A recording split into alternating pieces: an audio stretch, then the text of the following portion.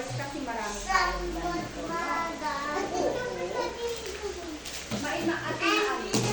Thank you for the grace of a new day, for the understanding, the wisdom to guide my way.